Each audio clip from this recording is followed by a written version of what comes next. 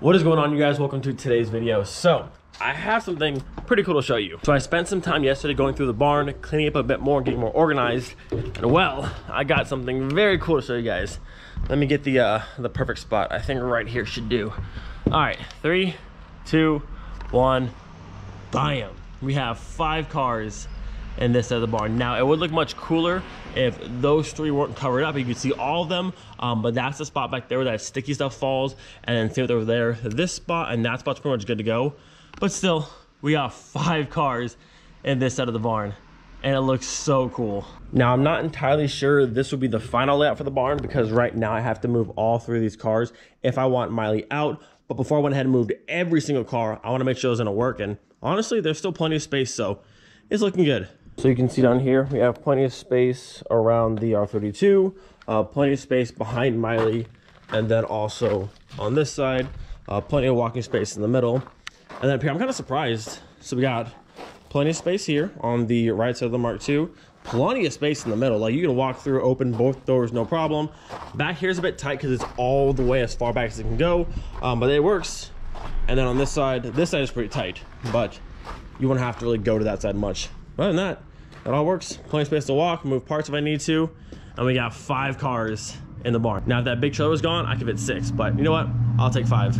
All right, so today will be a very exciting day because I'll tell you right off the bat, we are picking up a 6-speed transmission for the 1.8T going the Pink Floyd, which is going to be dope. I haven't had a chance to do a 6-speed swap into a Mark III yet, and I'm pretty excited to do that. Now, I've been looking for, I mentioned it a long time ago about possibly doing a 6-speed swap into the Pink Floyd for the 1.8T. I've been looking since then. They're kind of hard to come by, and they're usually pretty far away, and they're pretty expensive. So to drive 4 or 5 hours most times one way and spend a bunch of money when I already have a full O2J 5-speed swap in the garage didn't really make much sense. But I have a friend of mine who's partying out an Anniversary GTI, which has the 6-speed front-wheel drive transmission. So I'm snagging that from him, a few of the pieces here and there, but I'm hyped. We're getting the 6-speed. Now, there is a few things. It's not a complete direct fit into a Mark III. It bolts to the engine, no problem, obviously, but for it to actually fit into a Mark III, you have to move the transmission mount back on the subframe just a little bit to clear the axle flange, and I'm pretty sure I need custom axles. But other than that, it's really not too much to do. Getting the transmission is the biggest part.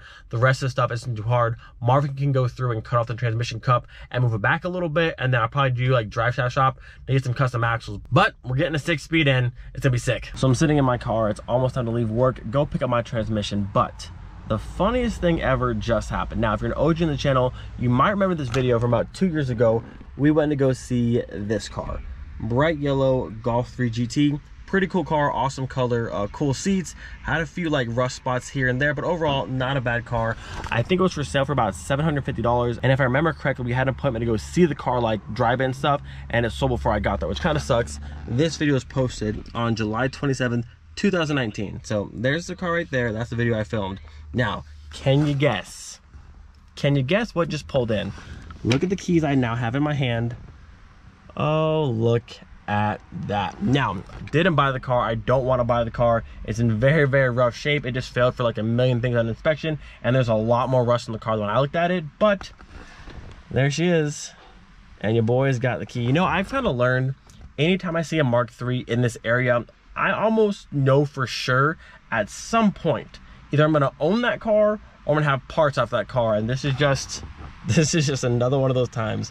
But how funny is that? 2 years ago I was supposed to buy this car, and someone bought it before I got there, and now here she is. A couple cool pieces on the car. I'll show you in a minute. There's a lot of rust in the car now, and it runs like crap. So me not buying the car, I think I lucked out, whether they didn't take care of the car or the car is in a worse shape than I saw like when I first looked at it. But there it is, bright yellow Golf GT Special Edition. All right, let's go ahead and take a look at what was almost my first Mark III in Germany. I would have got this before I got the Savoy, but then obviously I missed out on this one, which looks like I missed out on a bad Mark III. Lots of rust. You can see this was here before, but it's spread a bit more. There's some up by the roof. This is starting to bubble throughout here, and then some in the corner. And I saw it. What else we got? The paint overall though looks pretty good. It's dirty, but nice bright yellow. Got the fender flares, GT moldings, got the nice side skirts. These are pretty cool, the little door guards. Had to snag those off there. All texture bumpers. I wish they were painted, but not the end of the world. The very cool Golf GT badge. We got a spoiler and a third brake light, which is cool. hatch surprisingly not rusty. Kind of surprised. Looking in this side again, same thing. We're missing the cover to the side skirt, very common. And then yeah, the door's got a bit of a, that's all rusty. There's some rust over here I can see, but complete set of moldings, which is cool. And then again, same over here. This one's missing the whole entire door handle. Roof wise, bit faded and scratched up, but no rust up there. We got a little bit down here by this fender flare. Like I said, a lot of times with fender flare cars, you can kind of feel behind it and kind of squish. And if you hear that crunching sound, you know most of it's probably gone. But overall, not terrible. Some rock chips here and there. When I saw this car 2 years ago, definitely in better shape. I wish, I said in the video too, I wanted to go through and trim paint everything on this car, and they never did it. I mean, these things are almost like white. They're so faded. Goodness. All right, let's hop in the car and see what we got inside. I know I had cool seats from before. Also, when it came in today, it ran like crap. So let's see. Do these work? Oh, look at that. Both sides, nice. Look at, there's my new regulator for the GTI. Got no door handle. Let me in the car, please. All right, we got black interior, tan on top. We got sunroof. I think these are called the party seats, or maybe party seats, confetti seats. Not in bad shape. This one's pretty blown out through here. Not terrible though. And it's a set that I don't have yet, so it's kind of cool. Headliner sagging, which is a super common thing. Almost like the Pink Floyd or Bon Jovi style shift knob, but it's just like the basic top. Leather, just black stitched e-brake, black stitched steering wheel. Not bad. Not bad, not bad. Let's hop in. Man, how crazy is it? This was almost my first Mark III here in Germany. Would have been a cool car for sure. Like I said, this car failed for inspection on a massive list of things. Apparently the brake lines under the car are rotted out. Some of the floor is gone. The rockers underneath are gone.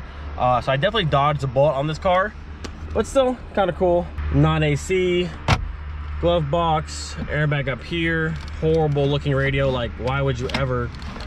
Ugh, OEM is best. That just looks awful. But let's start her up. Let's see how she runs. We got 295,000 kilometers on the clock. I don't remember what it was when I looked at it, but not that much, I don't think. She's struggling. Up. Oh man.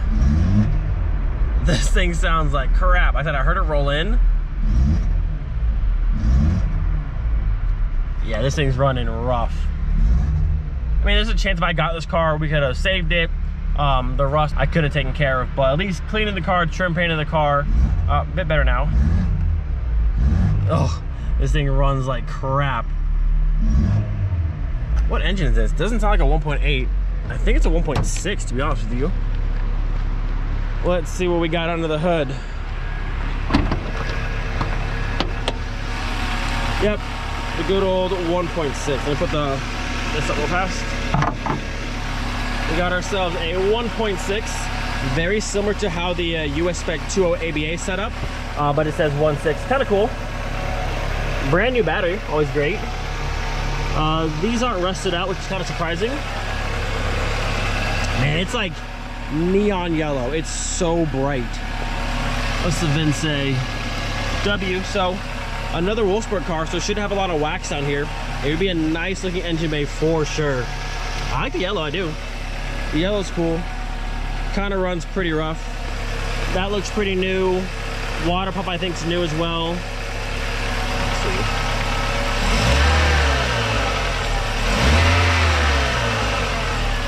This is good. That's good. But yeah, there it is, boys and girls. The first Mark III I almost bought here in Germany. A bright yellow Mark III Golf GT Special Edition. Very cool. Kind of runs like crap now. And I'm gonna go through and gut the entire car because it's rusty as ever and not worth saving, but still kind of cool to see it come back. Kind of cool. And to the people who bought it from out from under me, I got it now. And you got the rusty car, I'd have to deal with it. So it all worked out. Dual chamber headlights. I thought there was smoke, but they're just like really dirty, looks like. No, they're just clear. How funny is that? Like I said, almost every Mark III around here, either I'm gonna end up buying at some point or we'll end up in here and I'm gonna gut it for parts. How funny. And this one does have the disc brakes in the rear, so I'll steal the stub axle out of there, the rear brakes and all of that for a future build of something probably. Not bad, not bad, not bad. Still needs trim paint. I'm half tempted to come in here and just trim paint the car so I can see it done and then, you know, strip it afterwards. But yeah, there she is. Like I said, if you're an OG, you remember the video. We had just got to Germany. It was July. We got here in May, so only a few months in. And I saw this car and I wanted it so bad. And then I had an appointment to go see the car, I'm pretty sure. And then it sold before I got there, which sucks. But again, it's rusty. It failed on a million things for inspection. So I think I definitely dodged the bullet. And obviously, the Savoy worked out great. I can't complain. But yeah, I want to share with you guys the good old yellow Mark III is back. Well, for now, until I dismantle it. Back home now, and we have a trunk full of goodies. This is a good score. This one made me happy. Look at this, just a trunk full of goodies. So right off the bat, we have the 6-speed manual transmission for the front wheel drive 180. What an awesome score. All the parts are there. We have all the hardware. We have the starter, the little dust shield, the shifter box. Everything is there. I also grabbed this cable that feeds the hydraulic fluid to there. If you have a 6-speed in your Mark III, what did you do for this line? Because obviously this works with this, but this side works with the Mark IVs and not the Mark III clutch master cylinder. So what did you do for this line? I think if I go through and just swap this over to my Mark III style one, it'll work just fine, but I'm not entirely sure just yet. But we have all of that. Also have the factory dual mass flywheel and the clutch stuff here. This I'm pretty sure is still factory. This car had 229,000 kilometers. I don't want to say this thing is toasted, but I still grabbed it. We'll swap that out for sure. And if you look back here, we got ourselves a fancy upgraded side mount intercooler, which is very, very cool. And then also over here, I won't pull them out just yet, but we have the aluminum pedals out of the GTS. So full set, dead pedal, gas, brake, and clutch. Very, very cool.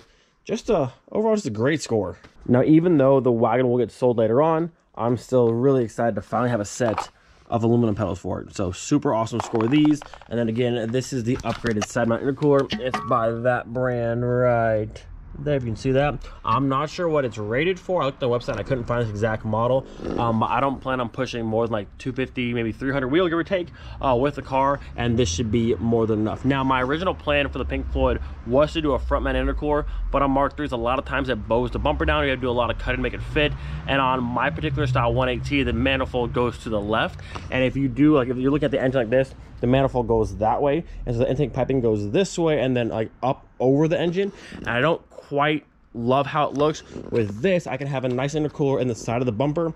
Everything goes under the frame rail and then over, and it's a very clean, neat look, and we can see plenty of paint in engine bay, which I'm excited about. So to give you guys a better idea what I'm talking about, and yes, it's still there. This over here is my 180. This is the AWP out of the Mark IV Jetta. I believe it's only the Audi TT 1.8 turbo with the KO4 that goes this way with the intake manifold itself. And on those ones, you have like a short runner. It drops down to the intercooler and then back up on the side over here. And it's very clean looking. With these ones, a lot of times when it goes down, the piping runs like up and kind of high or kind of low, and the intake's also over here. So sometimes it looks kind of crowded, and if the battery is there, it's kind of, I don't know. I don't always love how it looks. It can be done well, but I don't always love it. With the side mount, I'll have it down here. This will run down nice and short, and then it'll go back up under like factory, back over to this pipe right here. Very, very clean look, very out of the way. And then I'll show you how it's gonna look kind of in here. Woo!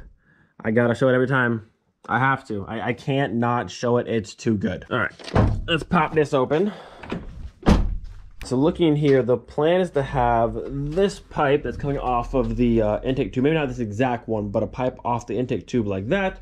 That's gonna go over here and then down into that hole in the corner, which the intercooler will be sitting, light on, sitting down in there. Now it is much tighter than the Mark IV, but I've heard it fits, so I think we'll be okay.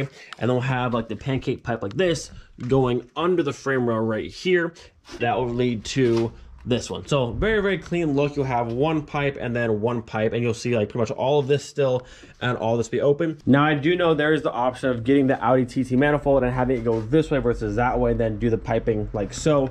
I'm gonna be honest with you guys, there are so many options for a 1.8T. Like with a VR6 like NA engine, you have like cams, a quick little like ECU tune, a few things, but with this, there is literally like endless options. You do KO4, you stay with KO3S, you do a Franken turbo, do a big turbo injector. There's so many things and routes you can go with this engine. It's like, it hurts my brain sometimes. I'm trying to just pick parts and go with it. I'm kind of getting behind because I'm just like, I'm not sure what to get. So side mount intercooler, going that route, I'm just trying to like get it moving, because like when I have so many options, it's hard to pick what you exactly want. So I'm trying to just get it moving. I'm trying to get back into the consistent progress on this car. We're kind of getting back there. Got an intercooler now, have a transmission. So 2 big things off the list. I have to go through and have Marvin, we have to measure. I think there's measurements online somewhere, or we have to just test fit and measure. But this is the one, the transmission mount here has to be cut off and moved back, because the 6-speed is much bigger, and I believe the axle flange either hits or something touches, but this has to move back just a little bit, and I'm pretty sure online there's like a forum about it, so that has to happen. And then I have to go ahead and contact Drive Shaft Shop about getting custom axles made to go from the 100mm axle flanges to the 4-lug hub, and just trying to keep things moving. And actually, since we have the car opened up, let's see how this kind of fits in there. Now, on the Mark IVs, it sits kind of like at an angle like this.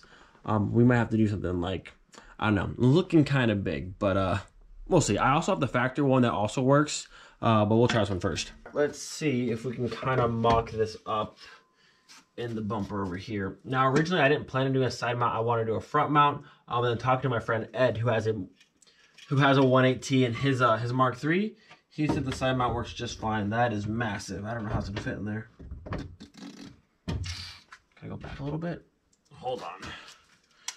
We might have to do the stock one. The Mark IV bumper is much larger on the side of the Mark III one. Yeah, I don't know how it's gonna fit in there. I mean, if I took the horn here off, I'd have more room to go up, but yeah, that's massive. Because in the Mark IV, these 2 tabs right here sit on the frame rail, and there's a bracket that comes down that bolts right here, and it sits pretty much like this. But yeah, it's kind of massive in there. Interesting. Now, Ed does have the Audi TT 1.8T. So his goes that way, but he's still using the side mount. Actually, let me grab the factory side mount and see kind of how that looks. And also, if you have a side mount on your 1.8T swap Mark III, how'd you fit it? I think if I pull this out, it might fit, but definitely not going to fit like Mark IV. Let me grab the stock one real fast. All right, so this here is the stock intercooler for the 1.8T. Now this one still has like the scoop on the front and all the piping on it, but essentially this is all, maybe not this piece, but this is what I would need to have it fit in there. Let me pull this off real fast. All right, there goes that. Now you see this is the bracket there that goes to like the bottom of the frame rail to hold that side up, but that's gonna be tight. This is a bit smaller, but I think factory one might be the move. I still have to get this to run through here, or maybe all the way under. I need to see pictures of someone's car. I'm gonna pull this off fast. All right, so this is our stock intercooler, fully gutted, no vent coming in, no hoses, nothing. You can see the size difference compared to the upgraded one here. Much smaller, but I mean, it's still gonna be interesting to fit in the fender over here, or the even that's like massive to fit up in there.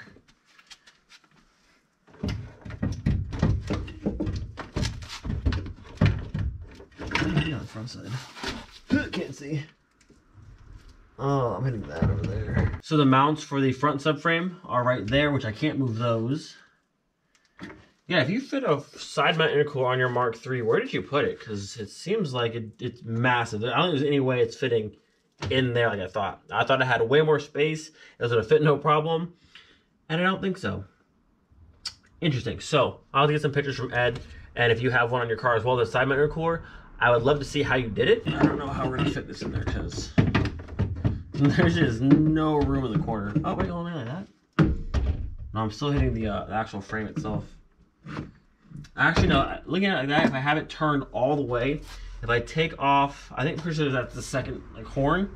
I think we might be able to get it up like so. But then I still have to fit a hose down there to actually feed to it. Let me pull it off so we can see where we're at. So I went ahead and pulled the horn, I believe, on this side out of the way. So I think there might be a chance there's enough room now to actually fit this up there, possibly. I can see a bit better down here.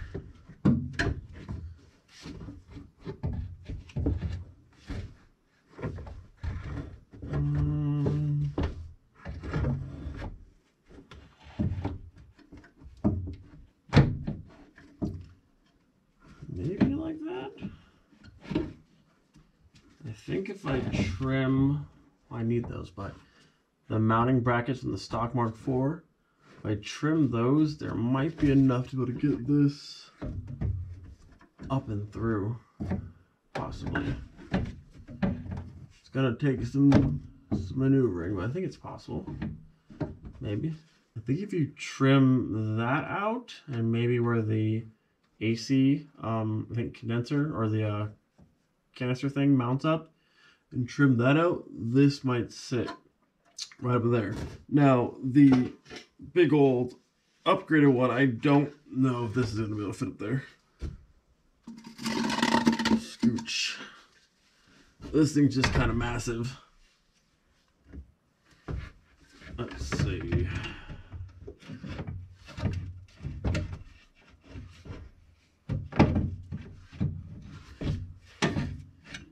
Yeah, there'd need to be a ton of trimming before this fits.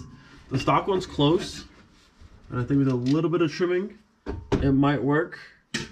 But as is, I don't know if it's gonna fit. But I said, if you put a side mount in your Mark III, whether this side or that side, maybe that side has more room than this side does. I don't know.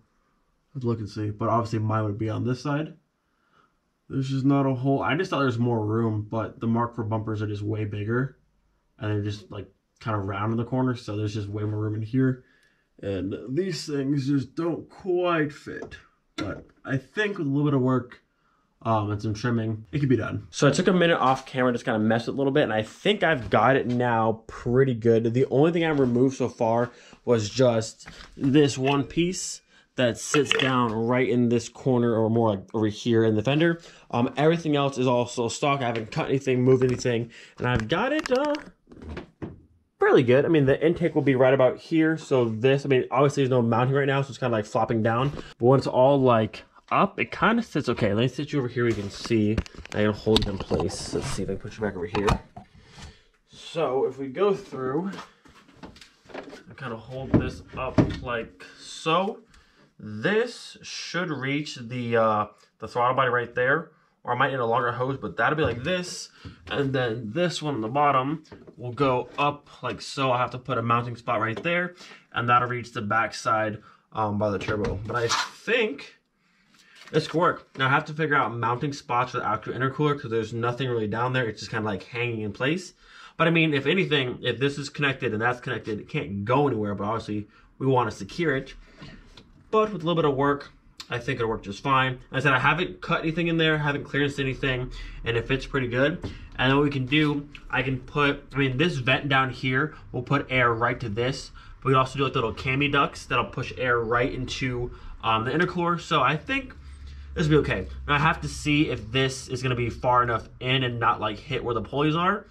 But I think with some work and some engine test fitting, I think we'll be okay with the side mount. Like I said earlier though, if you have a Mark III with a 1.8T swap and you're doing a side mount intercooler over here, like what I'm doing with the same engine setup, send me some photos. I'd love to see how you're doing it. I think with the stock intercooler and how I have it right now, it's pretty close to working just how I want it. A bit of clearancing on the backside to get it up a little higher, but I think for the most part, this is good. Now I wanted to use the upgraded one, but it's far too large to fit that in there unless we clearance and cut like everything out of that frame rail, which really isn't needed. I'm not pushing massive power with this car. It'll be quick, it'll be fun, and I want to have a nice clean engine bay, so I think the side mount is going to work. A little bit of work and maneuvering to actually get it to sit the way I want it to, but I think this will be okay. And then over here you can see the vents right here. We should have plenty of airflow to the intercooler, and it's not sitting, I mean, it's not even mounted the way it's supposed to be yet, and it's not sitting any lower than the lip, so I think clearance wise we should be good. I think I'm going to end the video here. One of the many things that sucks about Casey being gone, when she's here, she is really great about keeping me on track. Like, hey, make sure you're eating, make sure you're drinking, staying hydrated. Because I'll be out here for like hours and hours and hours and eat nothing. Because right now it's currently 9 o'clock, and I think all I've had to eat today was 2 toaster strudels this morning. And like, I've been at the junkyard all day working, picking up the parts, and I just like, I'll go, and I won't think to like stop and eat, but I'm starving right now. So, gonna end the video here. Hope you guys enjoyed. Do not forget to be thankful for every single day. We'll see you guys next time. Peace.